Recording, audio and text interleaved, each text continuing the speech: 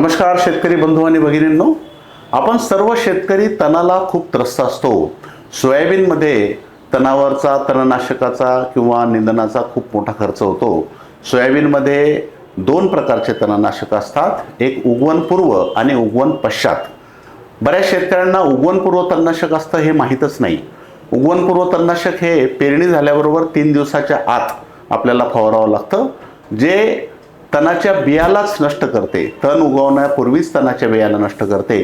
त्यामुळं नेहमी उगवण पश्चात तणनाशकापेक्षा उगवणपूर्व तणनाशकाचा वापर करणं हा जास्त फायद्याचा असतो.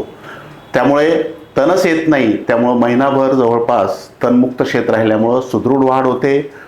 अंतर्मशागत करण्याची गरज पडत नाही. उगवणपूर्व तणनाशक फवारल्यामुळे उगवणपूर्व तणनाशक फवारल्याचा खर्चसुद्धा कमी होतो आणि वेळेवरची धावपळ टळू शकते. त्यासाठी उगवणपूर्व तणनाशकामध्ये अमोनी, बूस्टरचं अमोनी 12.4 ग्रॅमची एक पुडी असते, ती एका एकरामध्ये आपण वापरू शकतो. याचे अनेक फायदे आहे. उगवण पश्चात तणनाशकापेक्षा उगवणपूर्व तणनाशक पेरणी झाल्याबरोबर 3 दिवसाच्या आत आपण जर वापरलं 12.4 ग्रॅम तर निश्चित आपल्याला फायदा होतो. तुरीचं मिश्र पीक जर सोयाबीनमध्ये असेल तर एका एकराचं औषध हे 1.25 एकरामध्ये वापरणं गरजेचं आहे.